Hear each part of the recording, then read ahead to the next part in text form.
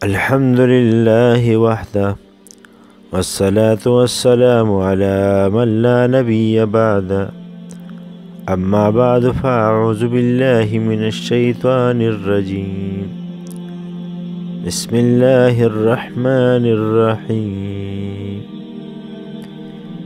إن الله يأمر بالعدل والإحسان وإيتاء ذي القربى وينهى عن الفحشاء والمنكر والبغي يعظكم لعلكم تذكرون. بے شک اللہ تعالیٰ اعتدال اور احسان اور اہل قرابت کو دینے کا حکم فرماتے ہیں اور کلی برائی اور مطلق برائی اور ظلم کرنے سے منع فرماتے ہیں. اللہ تعالیٰ تم کو اس لیے نصیحت فرماتے ہیں کہ تم نصیحت قبول کرو، یعنی ہر کام میں عدل کرو. عدل سے مراد اعتدال بھی ہے، یعنی عقائد، معاملات، اعمال ظاہر و باطنہ میں اعتدال رکھو اور نیکی کرو، احسان کرو. احسان و نیکی میں سے پہلے زیادہ قریبی کا حق اور برائی و بے حیائی سے بچو. بے حیائی سے نیکی بھی ضائع ہو جاتی ہے. حضور صلی اللہ علیہ وسلم جب مدینہ ہجرت کر کے تشریف لائے، یہ ربیع الاول کا مہینہ تھا. مدینہ تشریف لاتے ہی آپ صلی اللہ علیہ وسلم نے مسجد نبی صلی اللہ علیہ وسلم کی بنیاد رکھی. دیواریں کچی اینٹوں کی تھی اور چھت پر کھجور کے پٹے ڈالے گئے. مسجد کی جگہ 2 یتیم لڑکوں کی ملکیت تھی، جس میں چند درخت کھجور کے کھڑے تھے اور چوپایوں کا ریوڑ بھی اس جگہ آ کر بیٹھا کرتا تھا. آپ صلی اللہ علیہ وسلم نے دریافت فرمایا کہ یہ جگہ کس کی ملکیت ہے؟ معاذ بن عفرا رضی اللہ عنہ نے عرض کیا کہ میرے رشتہ دار 2 یتیم لڑکے اس زمین کے مالک ہیں اور میرے ہی ہاتھ پرورش پا رہے ہیں، میں ان کو رضامند کر لوں گا. آپ صلی اللہ علیہ وسلم یہاں شوق سے مسجد بنائے. آپ صلی اللہ علیہ وسلم نے فرمایا، نہیں، ہم اس کو قیمت کے ساتھ خریدیں گے، بلا قیمت نہ لیں گے. چنانچہ حضرت ابوبکر صدیق رضی اللہ عنہ نے اسی وقت اس زمین کی قیمت ادا کر دی اور ان حضرت صلی اللہ علیہ وسلم کے حکم کے موافق کھجور کے درخت کاٹ دیے گئے. مشرکین کی قبریں ہموار کر دی گئی اور مسجد کا کام شروع ہو گیا. آپ صلی اللہ علیہ وسلم نے اس موقع پر کیا عدل و انصاف فرمایا کہ یتیموں کی زمین پر باوجود ان کی ولی کی اجازت کے بغیر قیمت مسجد نہیں بنائی. یہ آپ کا عدل و انصاف ہے. دوسرے نمبر پر مساواتی محمدی صلی اللہ علیہ وسلم کا بے مثال سبق ہے کہ جب مسجد کی تعمیر شروع ہوئی تو خود حضور سردار دو عالم صلی اللہ علیہ وسلم بھی بنفس نفیس مسجد کی تعمیر کے کام میں مصروف تھے اور مہاجرین و انصار بڑی خوشی اور ذوق و شوق کے ساتھ اس کام میں لگے ہوئے تھے. اس مناسبت سے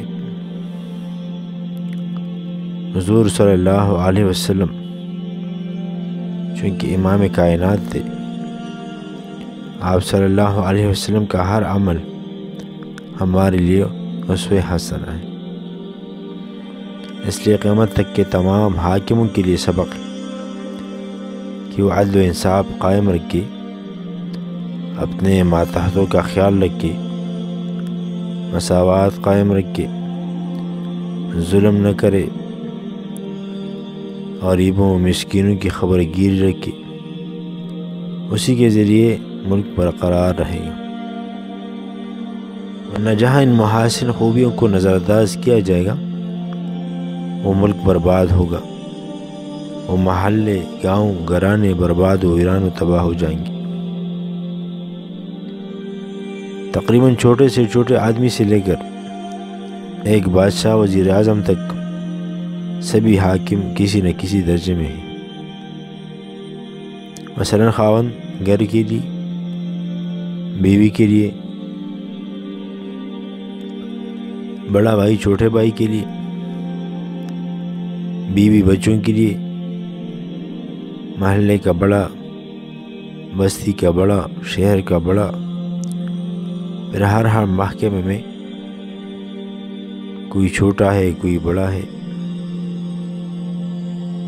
لہٰذا پورا معاشرہ جب انصاف و عدل و مساوات پر عمل پیرا ہوگا تو پورے ملک پر رحمت نازل ہوگی، امن و امان ہوگا، تحفظ ہوگا، خیر و برکت ہوگی، مہنگائی ختم ہوگی۔ یہ زرعین اصول ہے جن پر عمل کر کے ہم مسلمان ایک مثالی معاشرہ قائم کر سکتے ہیں، ورنہ جو آج خستہ و زبوں حالی ہم مسلمانوں کی ہے اس کی وجہ یہی ہے کہ ہم نے اپنے آقا و سردار محبوب دو عالم صلی اللہ علیہ وسلم کے اسوہ حسنہ کو چھوڑ کر یہود و نصارہ اور بدعتوں کے اصولوں پر چل رہے ہیں۔ اس لیے ہم پریشان ہیں۔ قرآن پاک و حدیث میں ہمیں عدل و انصاف و مساوات کا حکم دیا گیا ہے۔ عدل یہ ہے کہ انسان جو اپنے لیے پسند کرے وہی دوسروں کے لیے بھی پسند کرے،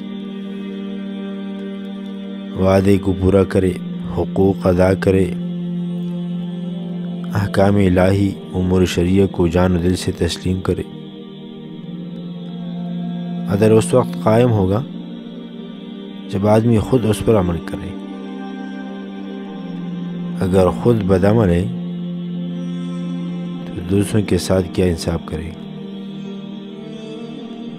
ایک دانا کا قول ہے، عدالت سراسر فضیلت ہے اور ظلم سراسر ذلت ہے۔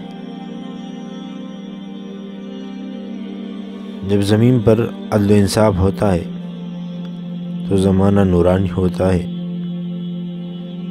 خیر و برکت کا ظہور ہوتا ہے، اور جب ظلم کا دورہ ہوتا ہے تو شر و فساد سے زمین بھر جاتی ہے۔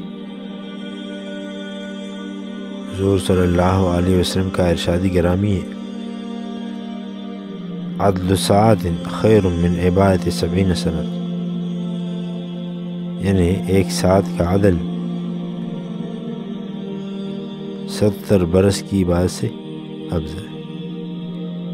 ایک ساعت کا عدل 70 برس کی عبادت سے افضل، کیونکہ ایک ساعت کے عدل کا اثر تمام عباد و بلاد زمین میں پہنچتا ہے اور مدت و رہتا ہے۔ عبداللہ ابن مبارک رحمۃ اللہ کا قول ہے کہ اگر مجھے یہ معلوم ہو کہ میرے ایک دعا قبول ہوگی تو وہ دعا میں بادشاہ کی اصلاح کی کروں گا، اس لیے کہ اس کا نفع عام خلائق کو حاصل ہوا۔ اللہ تعالیٰ ہمیں بھی اسی طرح عدل و انصاف قائم کرنے کی توفیق عطا فرمائے، آمین۔ وآخر دعوانا الحمدللہ رب العالمین۔